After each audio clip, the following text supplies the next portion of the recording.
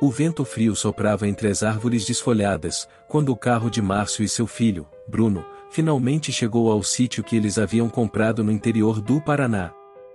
A propriedade parecia encantadora durante o dia, mas havia algo sinistro que pairava sobre ela à noite. Os moradores locais advertiram eles sobre os perigos daquela região, mencionando histórias assustadoras sobre um espantalho que perambulava pelos campos durante a noite, aterrorizando todos os que se atreviam a se aproximar. Apesar dos avisos, Márcio e seu filho estavam determinados a iniciar uma nova vida ali, mas eles logo descobririam que algumas histórias são melhores ser deixadas em paz ou sofrerão as consequências. Esta história horripilante vai fazer você chorar e não conseguir dormir à noite. Será que você está preparado para esta história assustadora? Se você for corajoso o suficiente, então assista até o final, sem pensar nas consequências. Sejam muito bem-vindos ao canal Escuridão Macabra, onde você encontra os vídeos mais aterrorizantes do YouTube. Aproveite agora mesmo, se inscreva no canal, para que o YouTube lhe informe primeiro, sempre que houver um novo vídeo. Vamos ao conto de terror de hoje. Me chamo Márcio e sempre fui um homem da cidade. Desde pequeno, eu sonhava em fugir da agitação diária, e sempre me imaginava, com a vida em uma pequena cidade, distante de tudo. Depois de meses procurando e negociando com corretores, encontrei um imóvel que queria chamar de meu, e começar uma nova vida, com meu filho Bruno. Em uma pequena cidade agrícola do Paraná, com uma população de cerca de 20.000 habitantes, foi perfeito. Comprei o sítio, eu arrumei as minhas coisas e as do meu filho e começamos a viagem para nossa nova casa.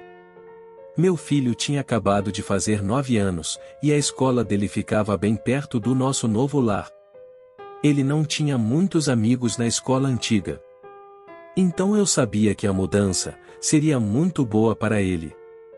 Sua mãe, minha esposa, faleceu quando ele era muito jovem, devido a uma doença muito grave.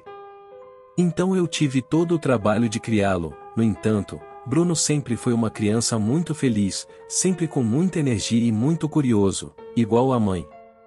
O sítio que comprei, chamava-se Recanto do Marcião, tinha uma área de 15 alqueires e meio, com uma plantação enorme de milho e soja, uma casa grande de 2 andares, um sobrado, com uma sacada em cima que dava para ver toda a plantação de milho. Grande parte desta plantação já estava pronto para ser colhida, e eu muito animado para começar essa nossa nova aventura. Quando eu vi a área do sítio na internet, eu pensei que era perfeito, não era muito grande, e com uma casa bacana, já me imaginava naquela sacada de manhã, contemplando o nascer do sol. Era perto do meio-dia quando chegamos a atravessar pela primeira vez a porteira e os campos de plantação para chegarmos à casa. Ela estava toda pintada de azul, como nas fotos, ela era muito linda, meu filho mal conseguia se conter em seu assento no carro. Quando chegamos, puxamos rapidamente a maçaneta da porta, gritando e gritando muito de emoção, eu e o meu filho estávamos muito felizes, pela nova aquisição. Fiquei muito feliz, quando vi que ele gostou do sítio. Lá ele teria muito espaço para correr e para ter os animais que desejasse. Sua felicidade era tudo para mim naquele momento. Pois bem, estacionei o carro e ele já estava correndo todo feliz, dentro do milharal, correndo e cantando. Sua alegria me contagiava. Eu também comecei a entrar na trilha dentro do milharal, para ver como era tudo na plantação. Uma coisa que as fotos não mostraram, foi o número de corvos, que existia nesta propriedade. Era impressionante, milhares deles por todos os lados. Eles me avisaram que os corvos pareciam se reunir muito no lugar, mas havia no mínimo o dobro da quantidade de corvos o que foi mostrado nas fotos e que eu esperava. No entanto, eu não deixei isso me afetar, era um problema menor que eu resolveria dentro do tempo. De repente meu filho grita muito animado, pai, olha aqui. Eu fui correndo até ele para ver por que ele estava tão animado, e o que ele estava vendo era um espantalho. Eu me aproximei e ele estava muito animado com a novidade. O espantalho havia sido colocado em uma cruz alta de madeira, que pairava sobre todo o milharal. Ele tinha os braços amarrados e as mãos agarradas ao cruzar pela madeira. Este espantalho não estava mais fazendo seu trabalho direito, pois os corvos pousaram na cruz, com ele lá, em seus ombros, por todos os lados. Quando eu olhei de perto para o rosto do espantalho, eu vi seus detalhes, tinham pontos costurados, como olhos e uma boca com feno saindo por ela, com uma gravata em volta do pescoço, para segurar sua cabeça. Eu olhei ao redor de seu corpo, ela estava usando roupas feitas à mão com pequenos furos e fenos saindo dos buracos também. Bruno ficou feliz e gritava de alegria, enquanto os corvos batiam em retirada, mas Márcio estava achando alguma coisa estranha neste espantalho. Na mesma hora que os pássaros saíram voando, o espantalho mexeu a cabeça, ela estava virada para um dos lados e de repente se virou para cima, como se estivesse olhando os corvos voarem. Na mesma hora, Márcio percebeu que a cabeça do espantalho havia mudado de direção, mas achava que era por culpa dos pássaros que voaram, mal ele sabia que neste espantalho havia alguma coisa macabra. Márcio chamou seu filho e ambos foram embora, sentido a casa e o espantalho mexeu a cabeça, novamente, mas agora, ele acompanhava os dois como se estivesse enxergando eles. Durante o tempo que eles caminhavam, os corvos grasnaram, era um barulho aterrorizante e eles começaram a voar em círculo, em volta do Bruno. Márcio os espantou com as mãos e entrou para casa junto com o filho. Chegando na casa, Márcio abriu a porta e Bruno entrou, mas antes dele fechar a porta, olhou para a plantação de milho, onde estava o espantalho, e por alguns instantes, ele não viu mais o espantalho. Ele havia sumido da cruz em que estava preso. Márcio não reparou neste detalhe, entrou e fechou a porta. No dia seguinte, eu acordei, ainda não era nem 6 horas da manhã, queria começar logo a entender a vida no sítio como que funcionava. Fui até o celeiro para conferir tudo o que tinha por lá, achei inúmeras máquinas e equipamentos, enferrujados e quebrados. Tinha apenas um pequeno trator, que parecia estar em bom estado. Ele tinha também tudo o que era necessário para a colheita de milho. Mas antes resolveu dar uma reforma no celeiro, pois ele iria precisar de um lugar para estocar a plantação. Assim que a reforma do celeiro foi terminada, já estava quase na época da colheita dos milhos, eu estava ansioso para começar a colheita. Mas resolvi ir até a cidade com meu filho, para escolher alguns animais para o sítio. Meu filho não conseguia conter a sua felicidade, e o primeiro animal que ele escolheu foi um cavalo. Ele era lindo, era malhado, a maioria do seu corpo era marrom escuro com muitas manchas brancas mescladas. Nós estávamos muito animados com a colheita do milho, prometia a todos ser um sucesso, tudo estava perfeito até começar a acontecer. Eu estava trabalhando no celeiro de volta ao lado oposto das plantações, longe da casa, eu estava dando uma camada de tinta do lado de dentro do celeiro, quando ouvi meu filho no campo falando com alguém, curioso eu gritei com ele. Com quem você está falando, filho? De repente um silêncio reinou, por um tempo, fiquei preocupado então larguei as escovas e aproximei-me de onde ficava a passarela, para atravessar para o campo. Bruno, eu gritei de novo, então ele saiu entre as plantações, olhando para mim como se eu tivesse feito algo de errado. Achei muito estranho a atitude dele comigo. Eu perguntei para ele, filho, o que está acontecendo com você? Com quem você estava falando? Com os pássaros, com quem mais poderia estar falando? Mas eu notei muito nervosismo nele. Com os pássaros, filho? Fala a verdade para o pai, quem estava conversando com você? Também estava conversando com o Tobias, falou com a voz trêmula e altamente tenso. Ah, entendi, e o que Tobias te disse? Perguntei em tom de brincadeira. Ele falou que está precisando de roupas novas. Tá bom então, filho, agora o pai vai voltar a trabalhar, fique aqui por perto, tá bom? Eu comecei a andar de volta para o lado do celeiro e o meu filho voltou para o meio da plantação, onde estava anteriormente. Aí eu ouvi ele falar. Tobias não fala, só me ouve. Meu pai não pode ver a gente conversando, senão ele vai ficar muito bravo com você. Como eu ouvi o que ele disse, voltei imediatamente e quando cheguei perto do meu filho, vi o espantalho sentado, com 2 corvos em cima dele. Na mesma hora eu perguntei: filho, quem trouxe o Tobias aqui neste lugar? Como pôde? Ele estava lá do outro lado da plantação. Anda, não mente para o pai, fala logo quem trouxe ele aqui. Ele falou para mim: e pai, estou falando a verdade, eu estava lá perto de onde ele estava pendurado. Aí ele levantou a cabeça e começou a falar comigo. Então eu falei para ele que tinha que ficar mais perto do Senhor, então ele pulou e veio comigo até aqui.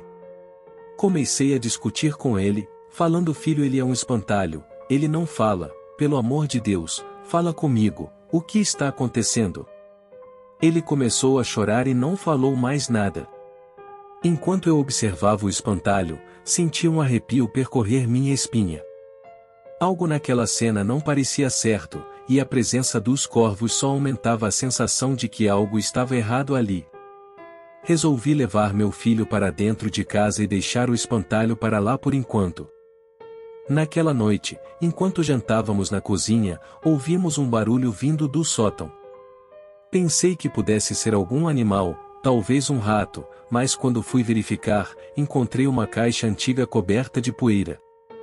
Abri a caixa e encontrei alguns itens antigos e estranhos, como uma velha boneca de porcelana, um livro antigo de receitas e um diário. O diário tinha a capa desgastada, com a inscrição: O Diário de Emily. Comecei a ler o diário e descobri que Emily era uma jovem que morava na casa há muitos anos atrás. Ela era filha dos proprietários originais do sítio, mas infelizmente, ela e a mãe morreram em um acidente de carro. O diário parecia conter muitas emoções e sentimentos profundos, incluindo amor, tristeza e desespero. A última entrada foi escrita em 1928. Fiquei intrigado com a história e decidi pesquisar mais sobre a família original e a história do sítio. Descobri que a família tinha uma maldição sobre eles, algo relacionado ao milharal. Os rumores diziam que a família original do sítio havia feito um pacto com o diabo para ter uma plantação abundante, mas em troca, os corvos seriam seus mensageiros e portadores da maldição que cairia sobre a família. Não acreditei muito em superstições, mas à medida que o tempo passava, comecei a ver coisas estranhas acontecendo no sítio. Os corvos pareciam seguir-me e sempre estavam presentes em torno do espantalho. Além disso, comecei a ter sonhos estranhos, nos quais eu estava no meio do milharal, e algo estava me observando. Bruno também começou a se comportar de forma estranha.